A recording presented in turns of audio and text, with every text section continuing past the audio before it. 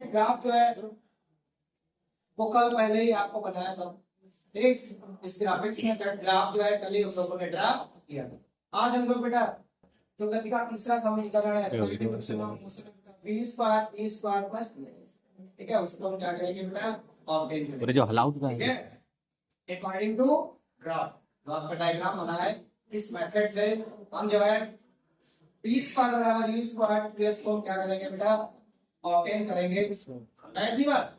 अच्छा बेटा, सबसे पहले वस्तु जो है, सबसे पहले वो वस्तु द्वारा चली गई दूरी यानी distance travel by an object, इसी वस्तु द्वारा चली गई कुल दूरी कितनी होगी।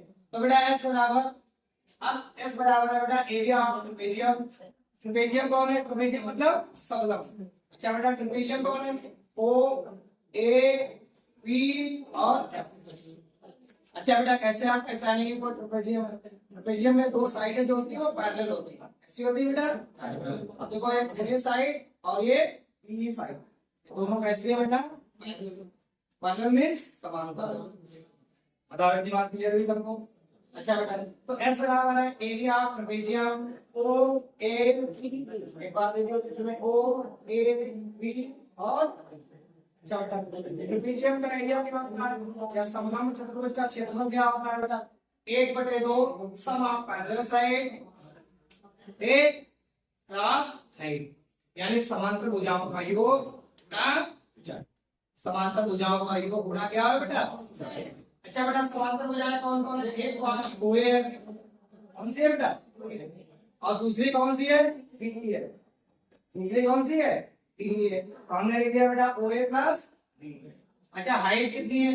इन दोनों को जो मिलाने वाली रेखा है बेटा, ये इसकी हाइट है। चाहे आप AD लिख दो, चाहे आप AD लिख दो, दोनों में से आप कोई भी लिख सकते हो। तो हमने कौन सी लिख दी बेटा? AD। कौन सी लिखी बेटा हमने? AD। अच्छा बेटा, OA की वैल्यू कितनी है बेटा? O से लेकर A की वैल्यू कितनी है? Q। नहीं बेटा, क्यों बेटा? एक आयत है, आयत के आमने सामने की भुजाएं क्या होती है? बराबर होती है बेटा। तो अगर ये इक्वल है तो ये भी कितना होगा बेटा? तो OA की वैल्यू हमने कितनी रख दी? अच्छा, BE की वैल्यू कितनी है? मुझे पता है बेटा। BE की वैल्यू कितनी है? B है बेटा।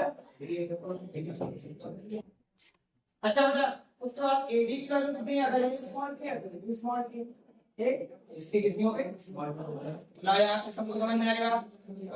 अब बेटा इस चीज की वैल्यू का ए बेटा, क्या हमारे फार्मूले में टी है कहीं पर? है नहीं? नहीं है। तो बेटा हमें टी को गायब समझना है, इसका मतलब। तो गति का समीकरण क्या है बेटा? P बराबर U plus,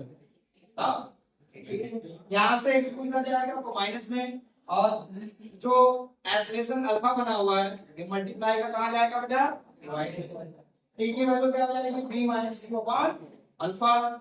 b minus c upon क्या हो जाएगा बेटा? इतनी बात क्लियर है। अब इसकी वैल्यू t की जगह पे रखते हैं, b minus c upon alpha.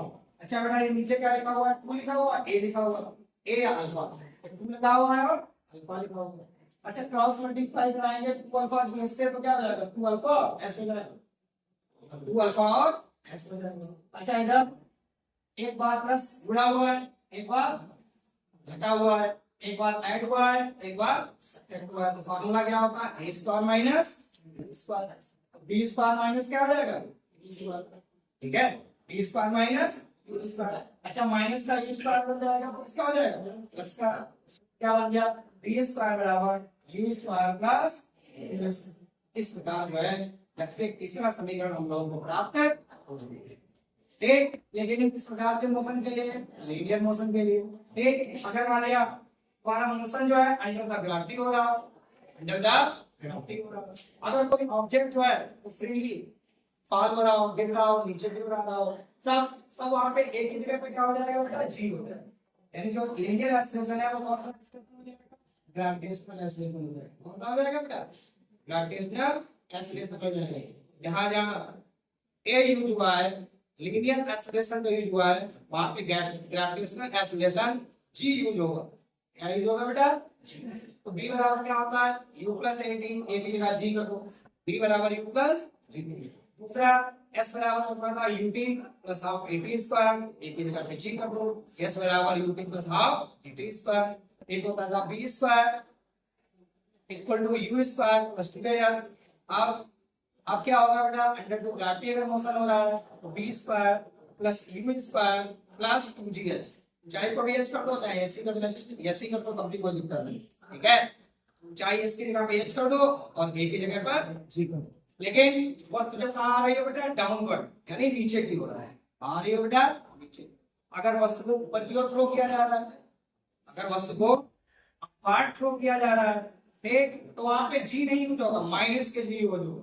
कौन सा जी यूज होगा बेटा, माइनस। तो ए की जगह पे क्या यूज होगा बेटा, माइनस के जी, माइनस के जी। अच्छा जब माइनस की यूज होगा तो नीचे जो बीच वाला चिन्ह है बेटा प्लस के वो सब क्या हो जाएंगे, माइनस के हो जाएंगे।